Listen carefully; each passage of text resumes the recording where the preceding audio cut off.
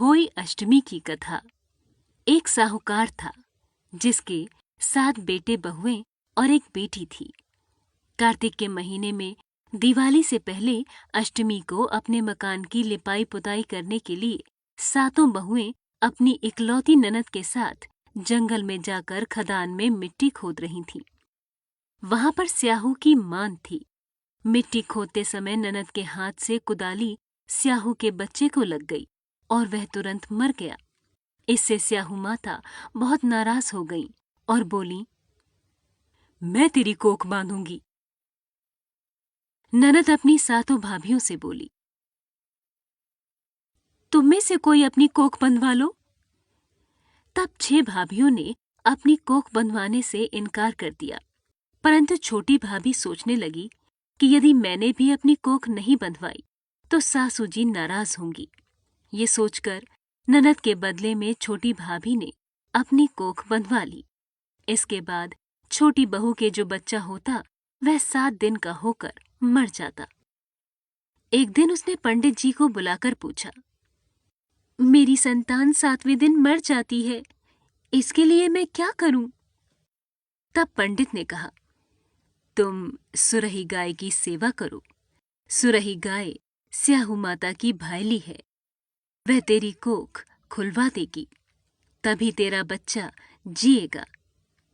अब वह बहुत जल्दी उठकर चुपचाप सुरही गाय के नीचे साफ सफाई कराती। गाय एक पैर से लंगड़ी थी। गौ माता बोली, हर रोज उठकर मेरी सेवा कौन कर रहा है? मैं आज देखूंगी। गौ माता खूब सवेरे उठी तो क्या देखती है कि साहूकार के बेटे की बहू उसके नीचे साफ सफाई कर रही है। गौ माता बहू से बोली, क्या मांगती है? साहूकार की बहू बोली, स्याहू माता तुम्हारी भाईली है और उसने मेरी कोख बांध रखी है, मेरी कोख खुलवा दो। गौ माता ने कहा, अच्छा। गौ माता साहूकार की बहू को अपनी भाईली के पास लेकर चली। रास्ते में कड़ी धूप थी। वे दोनों एक पेड़ के नीचे बैठ गईं। थोड़ी देर में एक सांप आया। उसी पेड़ पर गरुड़ पखनी के बच्चे को डसने लगा। साहूकार की बहू ने सांप ढाल के नीचे दबा दिया और बच्चे को बचा लिया। थोड़ी देर में गरुड़ पखनी आई तो वहां खून देखकर साहूकार की बहू को चोंच मारने लगी। साहूकार की बहू ने कहा, मैंने तेरे बच्चे को नहीं मारा, बल्कि सांप तेरे बच्चे को मारने आया था। मैंने तो उससे तेरे बच्चे की रक्षा की है। ये सुनकर गरुड़ पखनी बोली, मांग, तू क्या मांगती है? वह बोली, 7 समुद्र पार स्याहू माता रहती है, हमें तुम उसके पास पहुंचा दो। गरुड़ पखनी ने दोनों को अपनी पीठ पर बैठाकर स्याहू माता के पास पहुंचा दिया।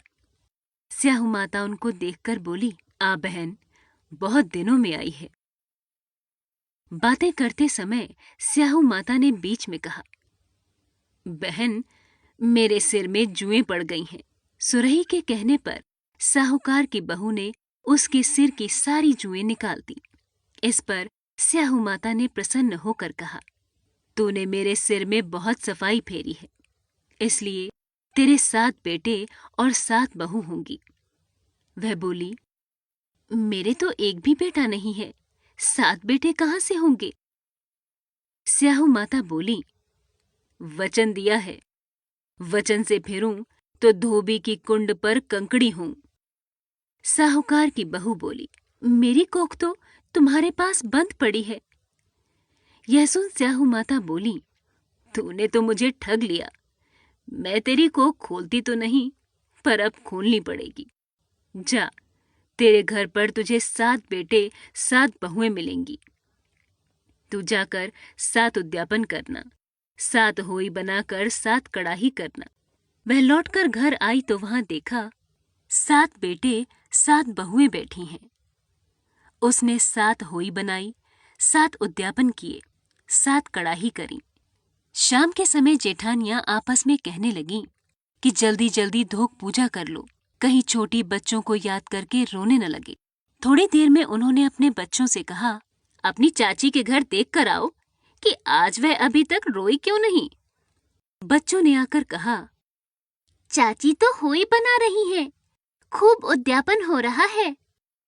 यह सुनते ही जेठानियां दौड़ी दौड़ी वहां आईं और आकर कहने लगी, तूने कोक कैसे खुलवाई?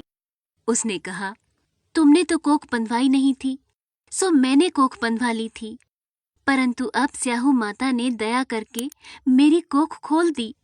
हे स्याहू माता, जैसे साहूकार के बेटे की बहू की कोख खोली, वैसे ही हमारी और सब परिवार की बहुओं की कोख खोलती जाना।